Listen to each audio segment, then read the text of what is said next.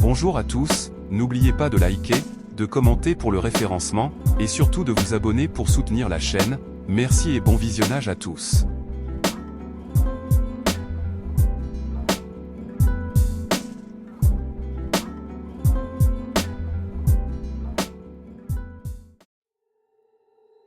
Le Wendigo. Le Wendigo est l'une des entités les plus terrifiantes issues des traditions amérindiennes, notamment chez les peuples algonquiens d'Amérique du Nord.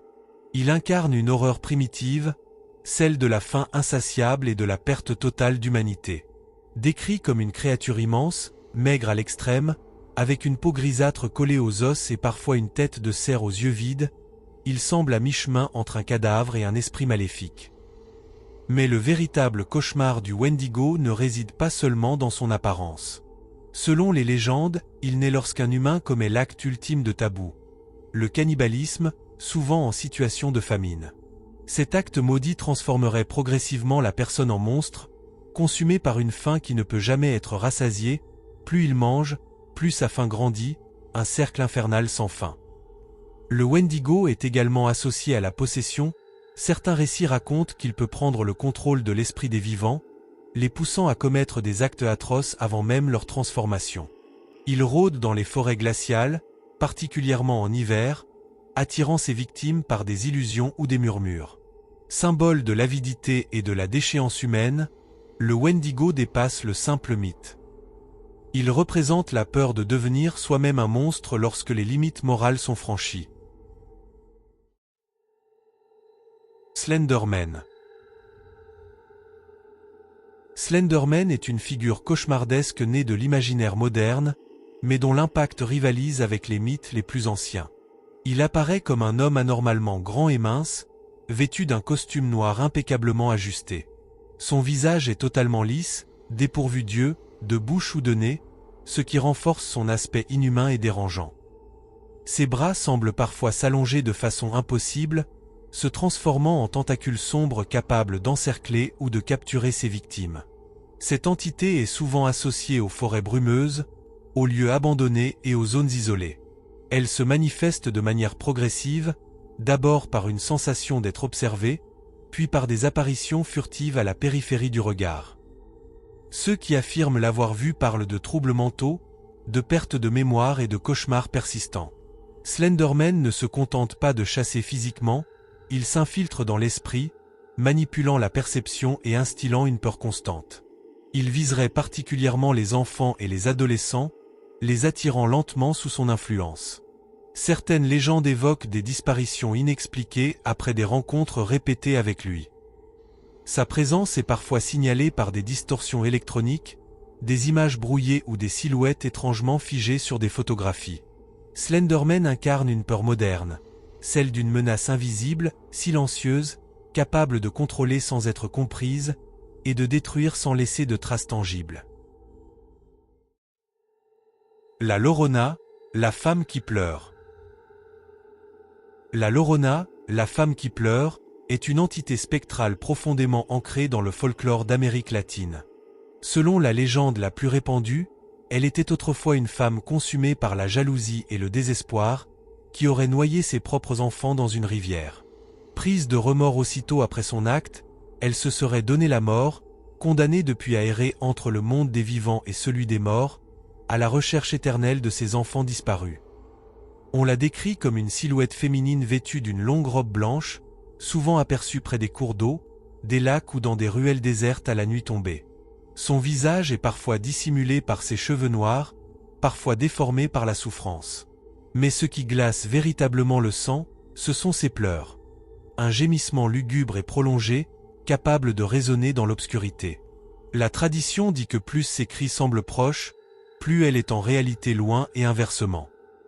La Llorona ne se contente pas de pleurer, dans certains récits, elle s'attaque aux enfants ou aux voyageurs imprudents, les entraînant vers l'eau ou les faisant disparaître sans laisser de traces. Elle est aussi perçue comme un avertissement, une incarnation du châtiment et de la culpabilité éternelle. Plus qu'un simple fantôme, la Llorona incarne une tragédie humaine transformée en malédiction. Celle d'une âme perdue, prisonnière de son propre crime, condamné à revivre son désespoir pour l'éternité. Baba Yaga. Baba Yaga est l'une des figures les plus inquiétantes du folklore slave, à la frontière entre sorcière, esprit et force primitive de la nature. Elle est généralement décrite comme une vieille femme au corps décharné, au visage marqué par le temps, avec un long nez crochu et des dents de fer capables de broyer les os. Son apparence seule inspire la terreur, mais c'est surtout son imprévisibilité qui la rend redoutable. Elle vit au cœur de forêts profondes et hostiles, dans une cabane étrange perchée sur des pattes de poulet, capable de se déplacer et de tourner sur elle-même. Cette demeure ne s'ouvre qu'à ceux qui connaissent les bonnes paroles ou les rituels appropriés. Baba Yaga ne se déplace pas comme les humains. Elle vole dans un mortier géant, se propulsant à l'aide d'un pilon, tout en effaçant ses traces avec un balai pour rester introuvable. Contrairement à d'autres entités purement maléfiques, Baba Yaga est ambivalente, elle peut dévorer les enfants égarés sans la moindre pitié, mais elle peut aussi, dans certains récits, aider les voyageurs dignes ou courageux, leur offrant des objets magiques ou des conseils précieux. Tout dépend de l'attitude de celui qui croise son chemin. Elle incarne une peur ancienne, celle de la nature sauvage, imprévisible et indomptable, mais aussi une forme de sagesse obscure. Baba Yaga n'est pas seulement un monstre, elle est une épreuve vivante, une force qui révèle la faiblesse ou la valeur de ceux qui osent l'approcher. Les djinns. Les djinns, souvent appelés génies en Occident, sont des entités mystérieuses issues des traditions islamiques et moyen-orientales. Contrairement aux humains, ils seraient créés à partir d'un feu sans fumée, une substance invisible et subtile qui leur confère une nature à la fois immatérielle et puissante. Ils coexistent avec les humains dans un monde parallèle, généralement imperceptible, mais capable d'interagir avec le nôtre de manière parfois troublante. Les djinns possèdent le libre arbitre, ce qui signifie qu'ils peuvent être bienveillants, neutres ou profondément malveillants. Certains récits les décrivent comme capables de se montrer protecteurs, tandis que d'autres les associent à la tromperie, à la possession et à des phénomènes inexpliqués. Ils auraient la faculté de changer d'apparence, prenant la forme d'animaux, d'êtres humains ou d'ombres indistinctes, ce qui rend leur présence difficile à identifier. La possession par un djinn est l'un des aspects les plus redoutés. Dans ces cas, l'entité influencerait l'esprit et le comportement d'une personne, provoquant des changements soudains, des troubles émotionnels ou des actions incontrôlées. Certaines traditions évoquent également leur capacité à hanter des lieux abandonnés ou chargés d'histoire. Les djinns incarnent une peur particulière. Celle d'une présence invisible, intelligente et imprévisible, évoluant à nos côtés sans que nous puissions la percevoir clairement. Ils représentent l'inconnu absolu, une frontière floue entre le monde tangible et l'invisible. Le Skinwalker. Le Skinwalker est une entité profondément ancrée dans les croyances des Navajos et l'une des figures les plus inquiétantes du folklore amérindien. Contrairement à un simple esprit ou démon, il s'agirait à l'origine d'un humain ayant choisi de basculer dans la sorcellerie la plus sombre, brisant des tabous sacrés pour obtenir des pouvoirs interdits. Cette transformation le rend capable de se métamorphoser à volonté, adoptant l'apparence d'animaux, souvent des créatures nocturnes comme le loup, le coyote ou le corbeau. Mais ces transformations ne sont jamais parfaites, les témoins décrivent des animaux aux mouvements anormaux, aux yeux presque humains, ou à l'allure dérangeante, comme si quelque chose n'était pas à sa place. Le Skinwalker peut également imiter la voix humaine, reproduisant celle d'un proche pour attirer ses victimes dans l'obscurité. Cette capacité à tromper les sens en fait un prédateur particulièrement redoutable. On dit qu'il se déplace avec une rapidité surnaturelle, qu'il observe longtemps avant d'agir, et qu'il tire sa force de la peur qu'il inspire. Certaines histoires évoquent des attaques directes, mais le plus souvent, le Skinwalker préfère manipuler, désorienter et isoler ses proies. Dans la culture Navajo, son nom est rarement prononcé, tant la peur de l'invoquer est forte. Il incarne la corruption de l'humain, la perte totale de moralité au profit du pouvoir. Plus qu'un monstre, le Skinwalker est le reflet d'une transformation volontaire vers quelque chose de profondément inhumain. Kushisake Onna. Kushisake Onna, littéralement la femme à la bouche fendue, est une entité terrifiante issue du folklore japonais moderne. Elle apparaît comme une femme élégante, souvent vêtue d'un long manteau et portant un masque chirurgical, ce qui lui permet de se fondre dans la foule sans éveiller immédiatement les soupçons. Mais derrière cette apparence banale se cache une horreur insoutenable. Une bouche déchirée d'une oreille à l'autre, révélant un sourire grotesque et inhumain. Selon la légende, elle aborde ses victimes, souvent des enfants ou des passants isolés, et pose une question simple mais piégeuse. Suis-je belle? Si la personne répond non, elle est attaquée immédiatement. Si elle répond oui, Kushisake Onna retire lentement son masque pour révéler son visage mutilé, puis répète la question. Quelle que soit la réponse, l'issue est presque toujours tragique. On dit qu'elle se déplace à une vitesse surnaturelle, capable de rattraper quiconque tente de fuir. Certaines versions du mythe racontent qu'elle utilise des ciseaux ou une lame pour infliger à ses victimes le même sort qu'elle a subi. Son origine varie selon les récits, femme trahie, victime de jalousie ou punie pour sa vanité. Kushisake Onna incarne une peur profondément ancrée dans l'apparence et la perception. Celle de la beauté trompeuse dissimulant une violence extrême. Elle rappelle que certaines rencontres anodines peuvent cacher des intentions mortelles, transformant le quotidien en terrain de cauchemar. Les Shadow People, ou personnes de l'ombre. Les Shadow People, ou personnes de l'ombre, sont parmi les phénomènes paranormaux les plus troublants car ils semblent surgir directement de notre perception. Contrairement aux créatures issues de mythes anciens, ils ne possèdent pas d'origine clairement définie. Ils apparaissent généralement comme des silhouettes sombres, humanoïdes, sans visage ni détails distincts, souvent aperçus du coin de l'œil avant de disparaître instantanément lorsqu'on tente de les regarder en face. De nombreux témoignages décrivent une présence furtive, glissant le long des murs ou se tenant immobile dans un coin obscur d'une pièce.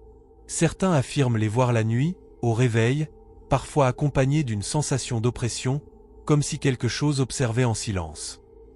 Dans les cas les plus intenses, ces apparitions seraient liées à des épisodes de paralysie du sommeil, où la victime est consciente mais incapable de bouger, tandis qu'une silhouette sombre semble se rapprocher lentement. Ce qui rend les Shadow People particulièrement effrayants, c'est leur ambiguïté. Sont-ils des entités conscientes, des projections de l'esprit, ou quelque chose d'intermédiaire? Certains récits évoquent des formes plus définies, comme une silhouette avec un chapeau ou des yeux brillants, suggérant une présence plus réelle.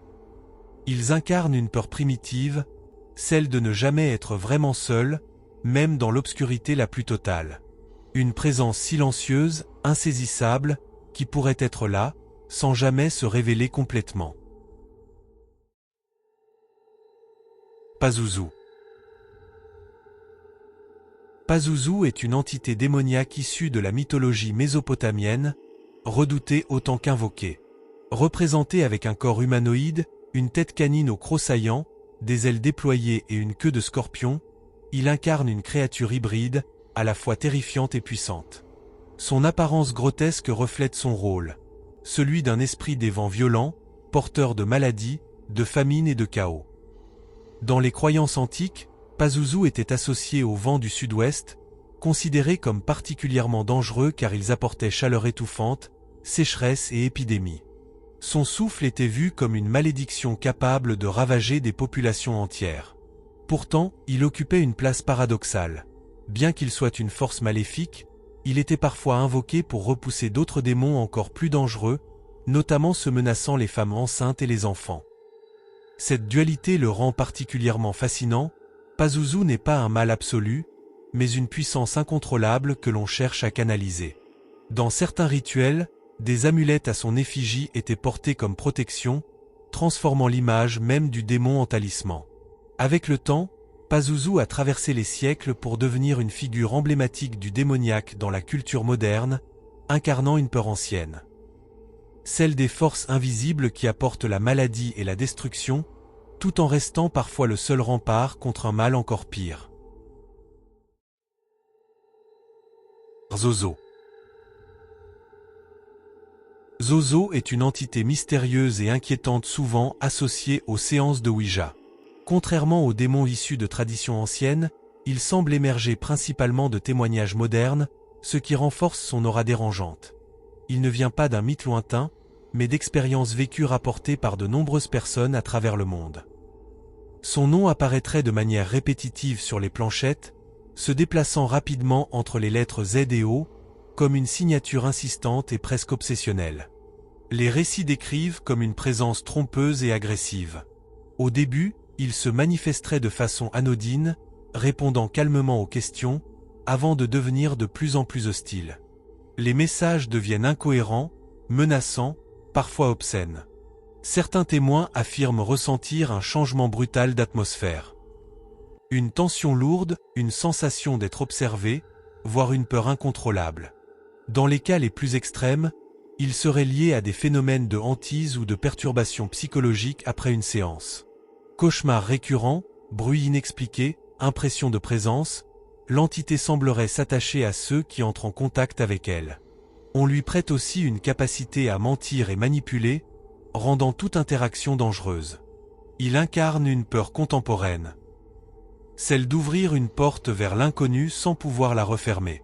Une entité insaisissable, qui semble se nourrir de l'attention qu'on lui accorde, et dont la simple invocation pourrait suffire à faire basculer la réalité dans quelque chose de profondément inquiétant.